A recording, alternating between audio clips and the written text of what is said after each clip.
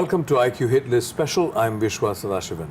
IQ Hit List Special is Inconvenient Questions, one-on-one, extensive interview that explores the views of an individual you want to see.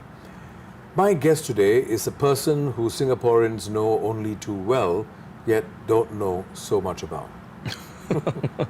Proud Singlish speakers would credit him with inventing this fantastic phrase: terrible, horrible, and vegetable.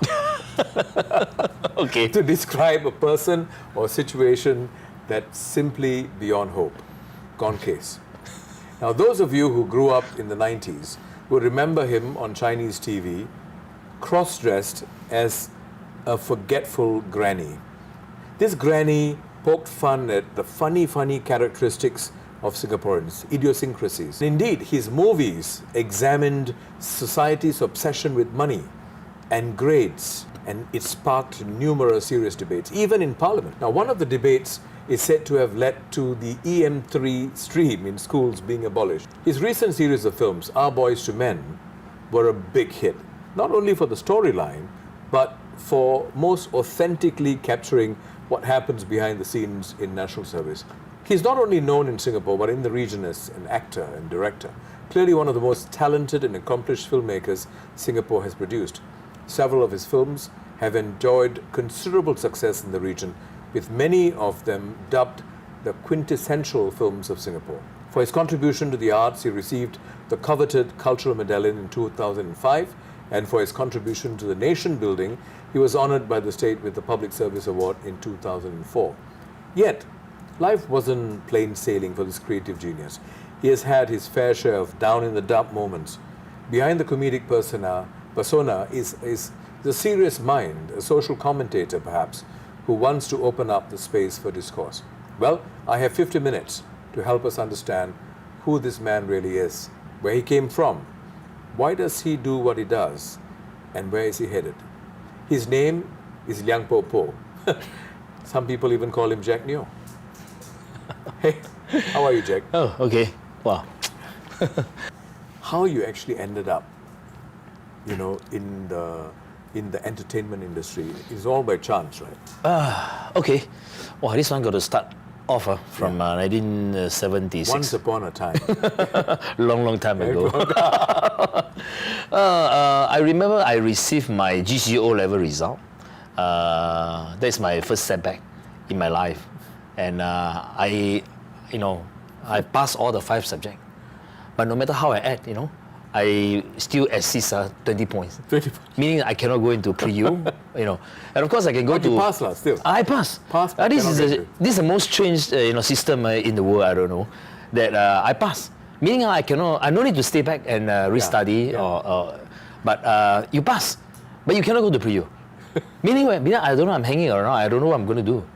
Okay, so in fact I was quite lost, and the rest of my friends actually passed. And those results are usually worse than me, and also pass and go to pre-U. And then I said, hey, I'm the one who left behind, and then wow, that's quite sad.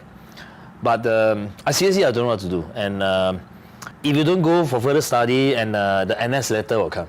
Yeah. Okay. Although that was 1976, and I got a letter. But at the same time, I also saw the newspaper. I read the newspaper, and the newspaper is looking for officer cadet. So I said, wow, very interesting. I see the qualification. So you see Jack Neo, officer cadet. Oh. Yeah, straight away I got the image. I'm wearing officer. Look very garang. I said, let God decide lah. If you are supposed to be an officer, no matter how you become an officer. If you're not, then so after I go back about 1 or 2 months later, I receive a letter. I cannot forget the letter when I open. You know what the letter say? I regret to tell you. Government letter. Yeah, government letter is I regret to tell you. That means it's a bad news. So I no need to read, because I go and check dictionary. I say I regret to tell you. I say no need to check the rest already. That means regret means gone. Yeah. So very, very disappointed, because I thought, last time when you want to become a Tan Chia Peng, a regular. Last time as a regular, it's not so not so respectful. Especially for the Chinese Chinese culture, right? Yeah. And because we got a name very bad one called Tan Jia Ping. Meaning when outside you got no other way to make money, and you got no choice. You go into the army, you know. And I even wanted to lower down myself, go into the army, and army also to me. That was really sad to me. 2 months later, I received another letter. The letter said, I said, why send me again? Is it sent wrongly or anything? SAF also. SAF, government, there, you know. So I open, okay, you know what the letter say? I'm pleased to. No, after several consideration. Something like that, I can't exactly remember. But yeah, I'm pleased to, we would like to, So, Officer Cadet School. And I was like, wow. I tell my mother, I say, Mom, I think army want me already this time. They want me to go for the training and become the officer. Then my mother is, okay, very good, just go. So I remember the day, my enlistment day was 25th July, 1976. No, 1977. 77, okay. 1977. So, 6 SMC. 6 SMC. 6 SMC. So I remember I went to the CMPB, and then all the 3-tonner is there already. Waiting to and a lot of people standing there, but I'm alone. bye. I'm alone. I told my mother, no need lah, I'm a big boy already, so it's okay, I can handle myself. I don't know what they do. They just asked me go to the 3-tonner, submitted my red IC, and then I just followed the 3-tonner. First time I take a 3-tonner, quite scary. The protection is not like now. Last time it's like anytime you can fall out from the. So it's like you go, and then you slowly from the city, slowly you go to getting very ulu, and then you can, the kind of smell, very funny smell, Yeah. Yeah, I know. Where am I? He said, this is Safti. You remember the Safti got a very funny smell. Smell become very special to me now. Once I got the smell, Safti. Memories. Yeah. So when last time you take bus, you don't have to open your eyes. You just go, then you start smelling. Okay, Safti is around here. in OCS day, it was really interesting. Because I'm a Chinese helicopter, and seriously, I think I'm one of the worst person who cannot speak proper, complete sentence in English, and I got to go for this kind of, to me, it's quite tough training, because when every time the officers start talking to me, instructors start talking to me in English, I can show you this is exactly what I heard, Understand? Yes, sir. I don't know if everybody say yes, sir, so I follow. So I just it's exactly what I mean, because I don't understand and even. Just like parade, right? For parade, they give command. You understand the command. Okay, Malay words at least not so bad because simple, short for. But we all wait for the final command. Final. Wow. Swing. So you see, this is the kind of life that and then I said, wow, how am I going to go through these 9 months? Because these 9 months is really tough, and I can't even understand the words. But you see, I got a very interesting, good platoon who is actually very supportive, and they treat me like a little brother. You see, I also contribute my portion. For example, I can draw very well. I can draw very well. So when they need me to draw... You used to be a cartoonist, right? I was, yes. So I can draw very well. So, as an officer cadet, sometimes you have to conduct lecture. And you have to prepare your own training aids, They don't let you, So you have to do your own training aids, so you have to draw. And most of the people cannot draw, but I can draw. I can draw very fast and for almost 10-20 people, no problem. My instructor also treat me very well. Although they know that I always got English problem, but they say, and then every time they run, because 7 years old, I'm still a virgin, so I can run very fast. I can run very fast. That's the difference. And because I am young and I powerful, I can sing and run at the same time. Good lungs. And I can sing very loud. And I always lead the whole platoon sing. So can you sing a few lines of that song? Okay. Everywhere we go, people want to know who we are, where we come from. So we tell them we are from Safti, the Bravo Company. And he sweat. No sweat. This is lucky that I got passed out. And the rest, some of my platoon mates, they fear. They fear become sergeant. I remember the day, when the result is announced. everybody go to the notice board and see. Yeah. And the whole school is about 500 over students, trainees, and my position is 2.9 something. I'm not the last. Hey, quite good. Quite good. I'm very happy. Then I see some of my people, my platoon mate, they're out. And they speak very good English, and but I think they cannot work as a team. Yeah. Last time the assessment is very funny.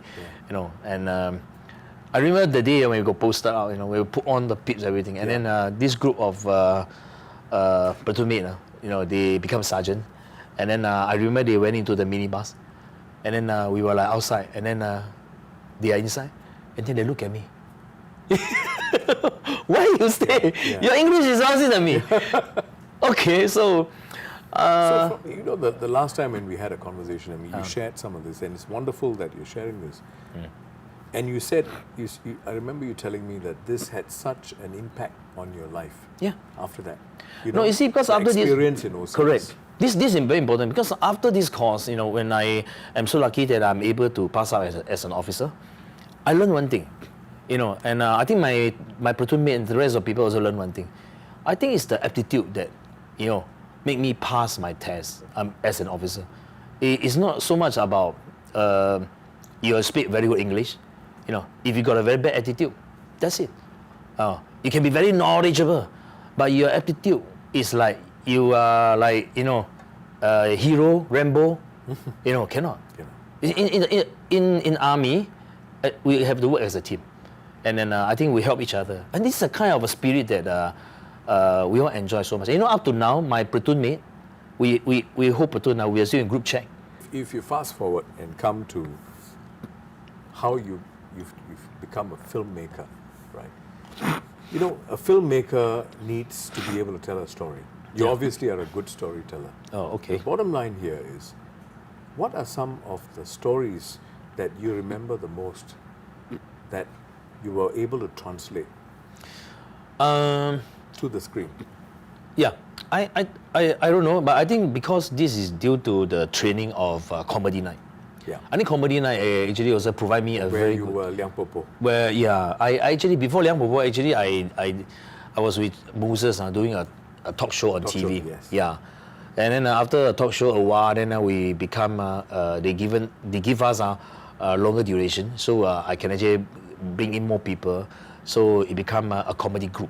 Yep. So this comedy group we call Liang Jia Ban. And this Liang Jia Ban actually, because of a few more extra manpower come in, and then we can create a lot of funny role, and also with many people's observation, and then put in their own idea. So this comedy group, this Liang Jia Ban, can actually last longer. We can't believe it, every week, every Monday, given like 15 to 20 minutes, a comedy skit, and then we last for 10 years. It's quite amazing, I remember. Actually, it's really not easy, because every week, that means tonight, the show finished, okay, the next week, we start meeting next day. But you write the script? I was not say but I always come out all the main points, and then we have a scriptwriter, and then also the rest of the member, and then everybody will put in their effort, contribute. So can you give me an example? Can you remember? Can you give an example of you as Liang Popo? Liang Popo is actually very strange. It's also like, after we did the show for about 2-3 years, and we found that I think dry off. All the talk show, all the topic, not much thing to do. A lot of restriction on TV. This one cannot, that one cannot, this one cannot. So all the leftover, not much, you see. So a while later, you dry out. And happens that, because I still last time when I was still in a music and drama company, every year we used to go to Taiwan for so-called observation trip. Mm-hmm. In Taiwan, they have a 20 music and drama company. 20 music and drama company for different forces. And every year, their so-called Double 10, their national day, every year they will organize a competition. So the A group and the B group will fight. And they show their best performance. So we were invited there to actually see the show. So because of almost every year, I'm able to go to Taiwan to observe.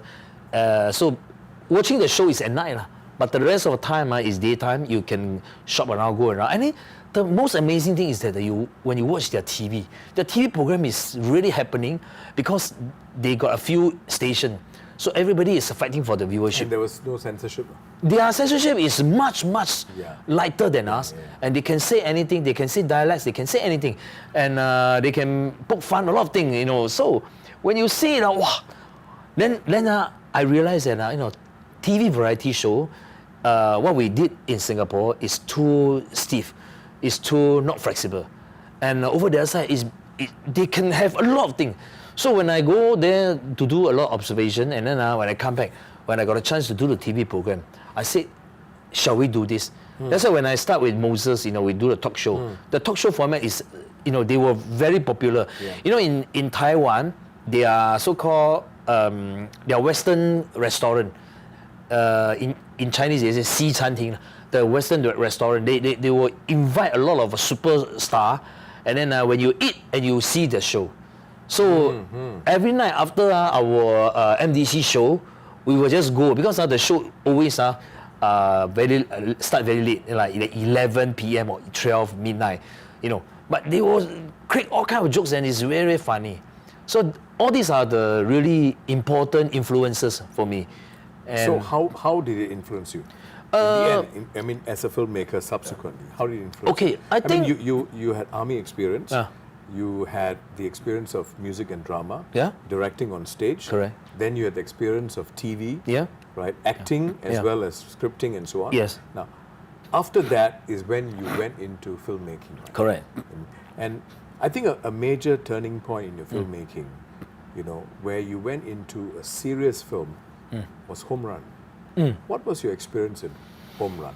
It was an Iranian story, award-winning story. Correct. But you very beautifully converted it into, a Singapore story. Yeah. Right.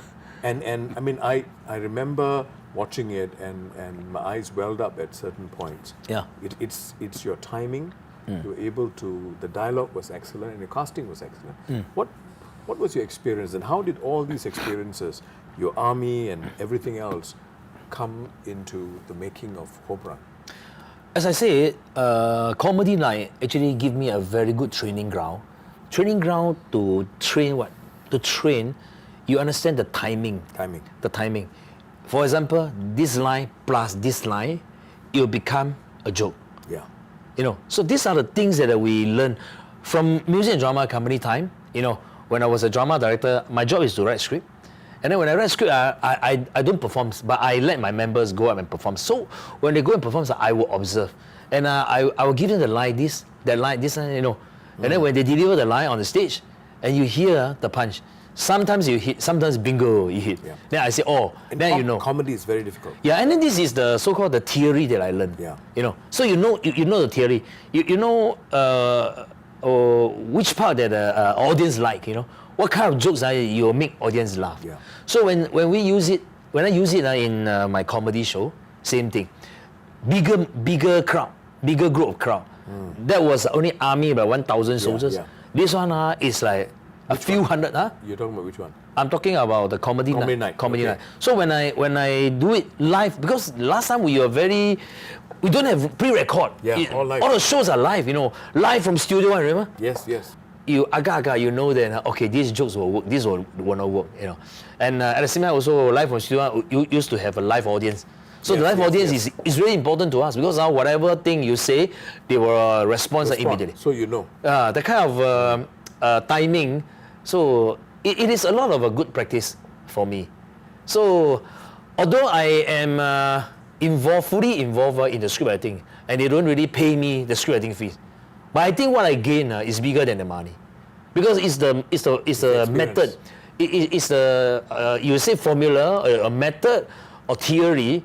I think I learned all this, and when I apply to my movie script, and it helped me a lot. So Home Run is a serious movie, right? Yeah. There were some funny parts, but Home Run was a serious movie. Okay. But almost all your other movies were comedies, right? How was it different to produce a serious movie in terms of timing, scripting, casting, compared to the funny movies? Yeah. You see, when I want to produce a movie or when I write a script, movie script, I normally I would not say I want to do a comedy show, because if I say I want to do a comedy show and I will not do my script well, because you will start thinking of this part comedy, this part comedy. So the structure of the story will become very, very funny. It will not be very nice to see. So every time I want to do a movie, for example, I'm not stupid. I never said this is a comedy show. But instead I say I just want to tell a story about three boys, a story about one fat boy who is like, a mother's son. He only listened to the mother. He dare not to make his own decision. That's another character is like also listen to the mother, but cannot study, and he try very hard. He also cannot get a good result. The other one is like his family is very poor, and he has got no time to study. That's why his result no good. So basically, I set all this character, and then I put in the story. And then when you have the character, and the story will flow by itself, So you start with a character. Character. I think character is usually very important, because with the character, you can actually let the character lead the story.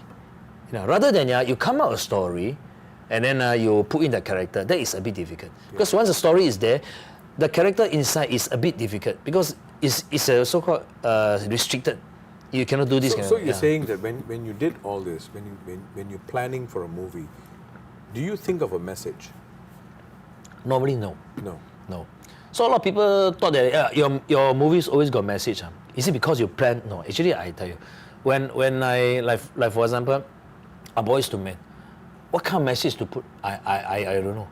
To me, I think that first again I say I got a rich man's son, Joshua, and then I got a Abing, William, and then I got a very garang sergeant. So all these characters are there already, and then we start thinking of like usually this kind of people, what kind of story will happen to them, So from there, And so do you brainstorm with your team? Yeah, I have one or two scriptwriters that we used to brainstorm together. Yeah, but I think the most important thing is that when you have all these kind of people around, the message will appear automatically. You see, like in our real life, we never plan any message, but sometimes we see something that very interesting. And the message hits you. And it hits you. Yeah. This is it. So this is very interesting. So So actually, you let it come naturally. Correct. So that it doesn't sound preachy, right? Correct. Yeah. Like A Boys to Frogman, the story about the wrongfully right, rightfully wrong. Yes. Remember that one? Yeah. So that is the part that, okay, of course, in my personal army experience, in army, we wanted to do a lot of things, but a lot of things cannot be done because of the rules. Yes. Because you do this, you are going to challenge the rules. Yeah. So you cannot do. But sometimes you just feel that you must do, because this is correct. But sometimes, like how they jump into the sea and went back. Correct. But you see, that's why in fact, this show actually inspired a lot of people. Yes. In the army, there are a lot of things say cannot, but you have to do it because it's right. In fact, you said in one of your quotations, which I found very interesting. Let me read it back to you and tell me. You said, as Singaporeans, when we're going to do something, we always got this first thing come to our mind. Better don't do it. It's dangerous. It was very funny when I showed the script to my friend. Yeah. My friend, in the middle of the night, 3 a.m., comes to my house because he was very busy and he knew that I was going to start shooting this movie, and he came to my house. He's a very good friend, and he said, Jack, you better think twice. You better don't do this movie. I said, why? You're talking about government. You're going to get yourself into trouble, and probably they lock you up. Yes. Yes. So this sort of thing, this is again about wrongfully right and rightfully wrong, right? Sort of. Yeah. But this movie, I remember, this one is my first movie. money not enough. Money not one. enough. Yeah. When I actually No, came out, you were actually quite critical of the government. I don't know. You think so? But you didn't mean it. I don't mean it. But to me, I think sometimes certain things are, as a Singaporean, I think we got the right to say something, you know. But whether they listen or not, I mean, that's not my point, you know. And as a filmmaker, I think certain thing that we found that is not really right, I think we should bring it up. And we are not going to give them problem. In fact, we are helping them to solve the problem. You understand? Would you say that? For example, you know that this thing is not good, but from their perspective, sometimes they are like, maybe they are very busy, they think that this is not important, they just leave it as it is. But the thing is that, if you think that this is very important, you bring it up. You try your way to bring it up, and then let them know. Let them know, probably they say, oh yeah, okay, let's hear. If my point valid, if they agree with what you say, of course they will change. Just like, I'm not stupid, like EM3 system, you know. How did that come about? What is the story? Because I have some friend, their children cannot go EM3, and they were very sad. And then also I see sometimes my children study also very tough, so many tuition, and then they don't have their own playtime sometimes, because most of the time it's like, okay, tuition here, after the tuition you go this tuition here. I think something is not right. But in some children, they actually, what if they really cannot study, how? You know, like they already put in their effort and they still cannot get a good result, how? Does it mean that this group of children is going to, is it the end of the world? I don't think so. So I think the movie able to help them to speak something. At least let the parents understand that study is not everything. Result is not everything. Yeah. I think the most important is like my belief in my life, you know. I think aptitude is the most important thing. What is aptitude? Aptitude means that the children know how to study. They know the importance of study. And they study, but they cannot get a good result. You help them. But the aptitude is still, I will try my best to study. You still cannot get a good result. Okay, fine. I think what we taught our children here is that we want you to know if this is important, you must put in your effort. And your aptitude must be right. If your aptitude is not right, then as a parent, it's my job, my duty to tell you. So I used to tell my children, I said, if you put in your effort, if you put in all your heart and do it, you still cannot get a good result. Wow. So be it. Yeah. But I think what you have done here is quite incredible, because they say using humor to change minds, to change mindset. Yeah. Right?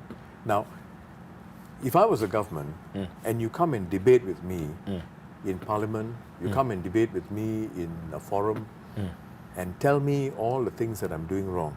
If you debate with me, I will fight you back. Correct? Yeah. Because I lose face. But when you use a movie and when you use humor, actually people laugh, but they get the message and they're more inclined to change. Would you agree? This is what my hope, you know. But it happened, right? It happens. Yeah, I do not know what actually they are thinking, but okay, for this streaming system, I will not say it is purely my effort. No, of course because you know, same thing. I brought up the problem, you know, and I understand that the problem went into Parliament for a few times. And PM Goh Chok Tong actually mentioned your name in Parliament and so on. Yeah. But clearly, you know, it did have an impact. Yeah. Right. In fact, even your Our Boys to Men had a huge impact on young people. I remember I was talking to some of the young boys, lower secondary, who went to watch a movie, and the parents told me that before they watched the movie, they hated army, because everyone must hate army, you see. But after they saw it, they said, "Wow, I want to go and join the army." See, so no amount of the SAF going out there and giving the propaganda made a difference. But a movie like this, realistically done, actually did have an impact. So the big question is, were you sponsored by MINDEF? No. Huh? No, not at all. Yes. Okay, put up your hand and sumpah. No, actually, basically, we want them to so-called like to also invest And you know, government, they don't do this kind of investment. Yeah. And when I'm going to sponsor, they also say, no, it's... But I think basically what they help in terms of like providing the facilities, and then some of the training grounds and equipment, I think that is very important. Yes. You will never get the all this access. equipment. Yeah. And I think when they allow us to go into certain area for the filming, and I think it's like a win-win situation. It's really a win-win. And I think I'm very happy with the result, you know, that after people watch the movie and they love or they like national service more. What's the feedback you've been getting? Yes, I got a lot of feedback that a lot of boys, initially they actually got a very bad impression about the national service, but after they watched the movie, they found that the national service is not so bad. And there are a lot of people, in fact, wanted to sign on. So I'm very happy to hear all this. But I think basically the purpose of doing this movie is not to like, you know, say who is good, who is bad. I think the most important is that I bring the real situation onto the big screen. When you see the movie, you judge by yourself. And there are a lot of interesting... You see, my story, I'm not lying. I'm just bringing everything real to you. You know, I don't create story. You know, that story is basically what we heard, and then I just combine everything together. Okay, and all of us know that national service is important, and I don't know. I think this is just what I want to do. I just want to tell the truth, and yeah. So, what would you say would be some of the most important moments in your career as a filmmaker? Some of the most memorable moments as a filmmaker? Wow. I mean, you've made so many films, right? Yeah. What are some of the most memorable moments? I think Our Boys to Men 1, 2, and 3 is quite an important moment for my career. Why? I think this is the first film that all Singaporean watch together. Yes. Because this is something that we all share. You know, whether you're Chinese or Malay or Indian or you are Eurasian, okay, as long as you're Singaporean, you've gone through the army, you understand. And this is something in common that when we share and we feel that very naturally that we can relate to each part of the story. Whether even if you didn't go for NS, yeah, you can still relate. Correct. Yeah. No, initially when we when we plan to do this army story, and a lot of people also say that, what about the girl? They didn't go through army, they will not support the movie, which is totally wrong, because the girl wanted to know their boyfriend, what their boyfriend doing in the army, you know, and what their brother. Correct. Their brother, their uncle, you know, they want to know. And even the grandmother also want to know, the mother want to know, what is my son doing in the army? So I think we bring up very realistic portion and let them judge. Yeah. But were there other very important moments in filmmaking? For example, in raising funds. Was it a struggle the first time you started? Okay. Yeah. You see, Money Not Enough was the... That was 202, was it? No, 1998. Oh, 1998. Singapore film industry is not ready yet. But I just take the initiative because after my comedy night, I've been going on for 10 years, quite tiring. And I plan to do something different, hopefully for the industry or hopefully for my group of people, because I have a group of people following. And then, so I wrote the script.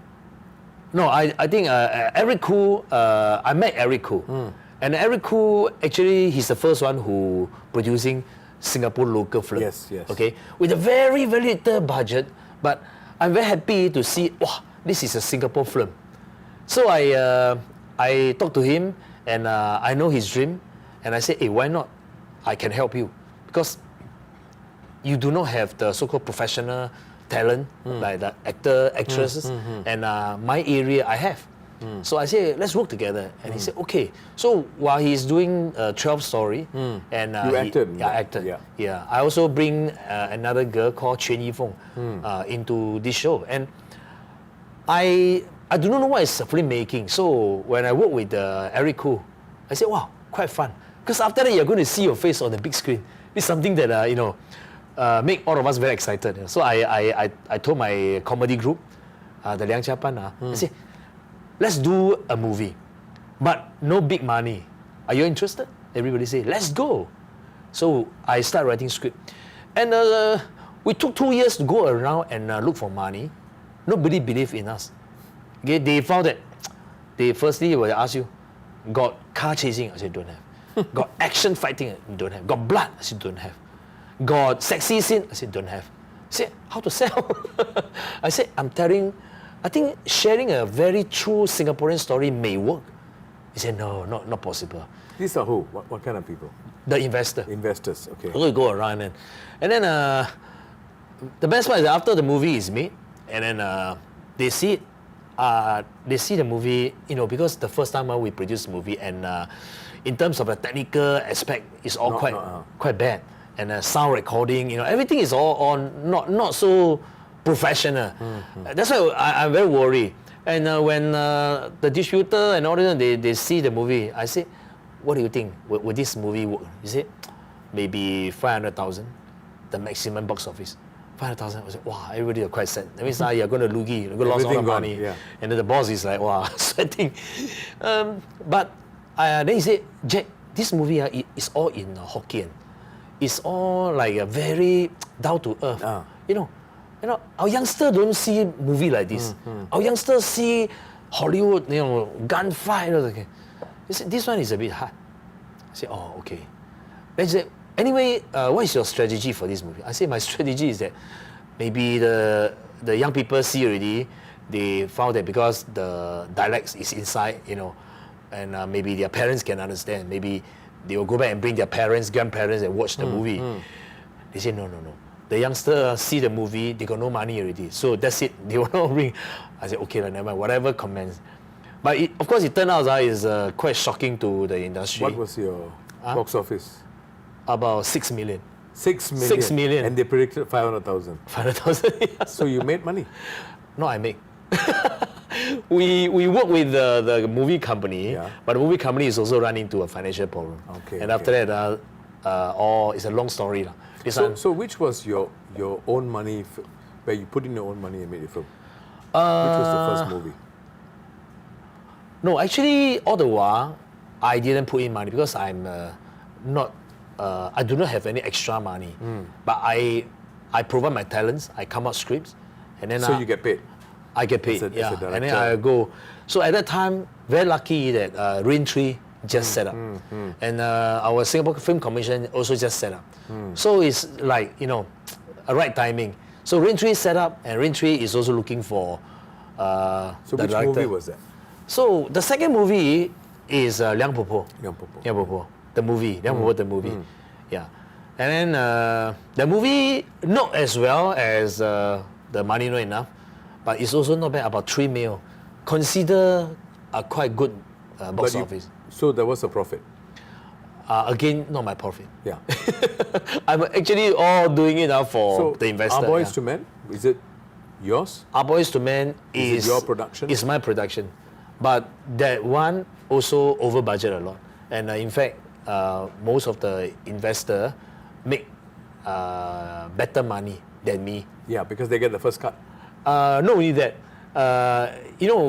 usually when we come up with a story, when we are able to get enough funding to produce, to start filming, we all are very happy. And if really make money and we can get some, not so bad.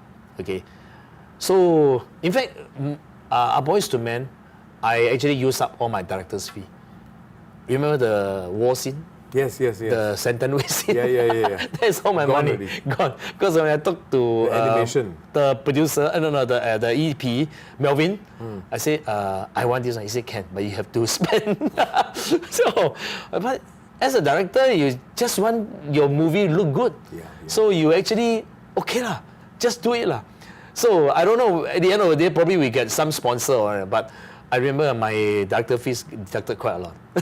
So you have a lot of successes, but you're a poor man. Not as rich lah. Cannot say poor man. Of course, over the year, we here and there will. So are you a millionaire? I have to go and check. So why would a person go into the film industry in Singapore? Well, I think because I've been hearing a lot of horror stories. You know, you put in so much effort, it's hard work, people are not prepared to fund you, you know, and then you underwrite all these risks and you produce for 6 months and then it's a box office failure. Correct. Yes. So why would any normal person want to go and make a film? I think the most important thing is that you must have passion yourself.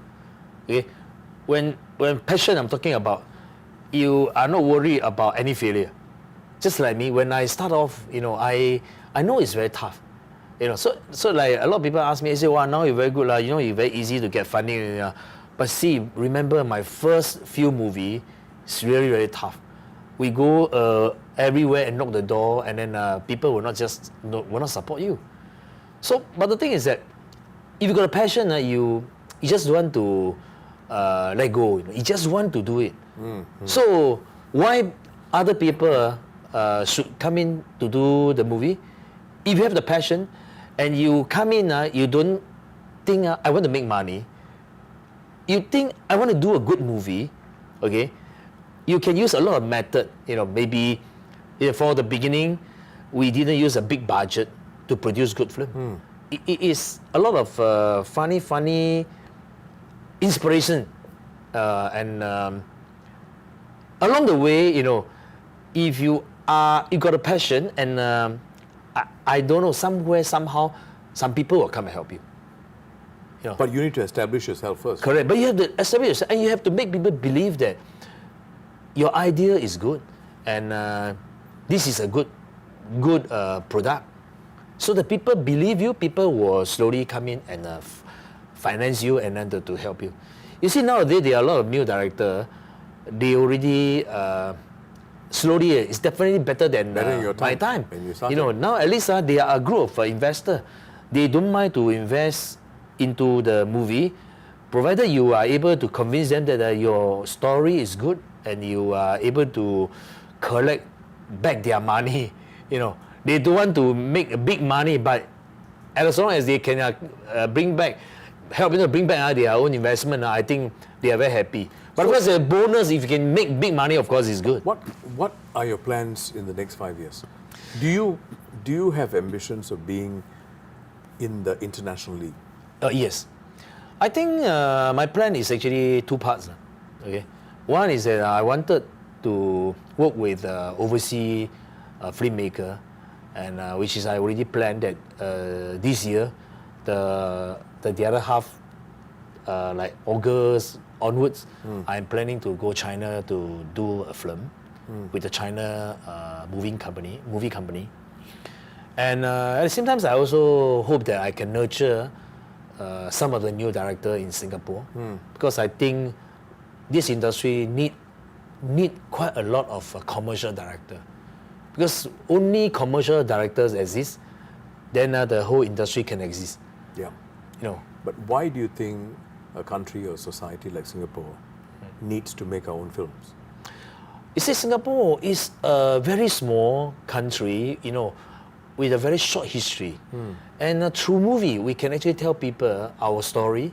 And because if we are able to tell a good story, and people will recognize Singapore more. You know what I mean? Yeah, I know what you mean. But if it's so difficult, and we are such a small market, it's very hard to make profit. Yeah. So how do you survive? The government can't keep pumping in the money. Yeah. Investors, and the economy is bad, investors are not putting in the money. Well, I think the market, although it's small, but doesn't mean it's zero. In fact, a lot of country, big market, that doesn't mean every one of their movie make money. Even in China, same thing. Only like maybe first 5% or 10% able to make money. And the rest of 90% is all lost. Malaysia also the same. Thailand, everywhere is the same. So Singapore is a small market, but has been proven that if you got a good story, Singaporeans will just go in and support. You know, they go in and support. It's not because you're Singaporean. It's because you got a good. So Singapore, small platform here, you practice.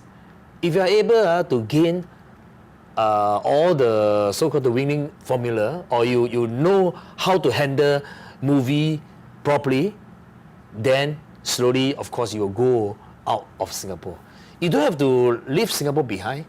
You still can continue to do, but you also do the extra one with the overseas. Let me just move you away from the film industry. You are one of the most passionate Singaporeans I know. You know, in many of our conversations, you talk very passionately about some of the things that you want to see change in Singapore. Can you tell me 3 things that you'd like to see change? Not as a filmmaker, but as a Singaporean, committed to Singapore. You love your country. I think there are certain things that is always in my mind that I think needs to change. Okay. First thing I wanted to share is about the dialect policy in Singapore. Dialect is a route to Chinese, and this is very important because when you don't speak, you know, slowly you're losing out. It's still a daily language, but I think for the elderly people, so-called our pioneer generation, you know, they actually miss dialects for so many years. So if let's say, without affecting the Speak Mandarin campaign, you let them have the so-called a program that the language is very familiar by them, and why not? And from 3 to 6, you know, all the children are still in school. You know, most of children are not back at home. In fact, you play dialect program, you ask the children see it, the children will not going to see. So if it's not affecting all this, and why not? So can you tell us a little bit, just a little bit about this movie that you're releasing soon? This movie basically is after Singapore independent. And it's called Long Time Ago. Yeah, a long time ago. After his independent and the normal kampong people's life, you know. People may thought that, wow, suddenly you become a republic, you know, and then your life is going to change a lot. But actually, no.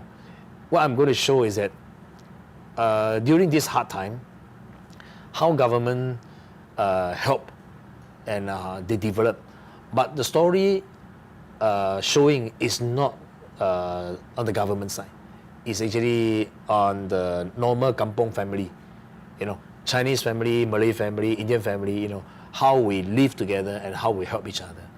Okay, it's not a propaganda movie, but basically you're just going to see like a lot of interesting and funny thing. You know, a lot of language that we use, we forgot already, and it's back into this movie. I'm talking about the Chinese Hokkien words. Hokkien words. Yeah. And the old and the market Malay. The market Malay. Yeah. And because Suhaimi is also inside, so he actually he got a lot of market Malay kind of jokes. So it's quite interesting. Yeah. So this is the kind of story I'm talking about. And of course, the hardest part for this movie is the floods. Singapore is moving into a very different era from old time kampong day. Because this time when I do the movie long time ago, and my feeling is very strong. Okay, wonderful.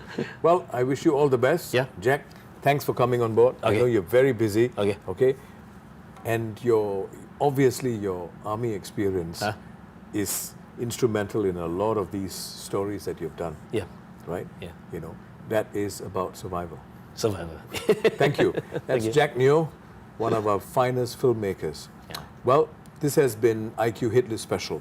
Log in to our website, www.iq.sg, to watch out for our next IQ Hitlist. Click the links to see other guests who have appeared on our previous episodes. Post your comments on social media and let us know if there's someone else that you'd like us to interview on Hitlist.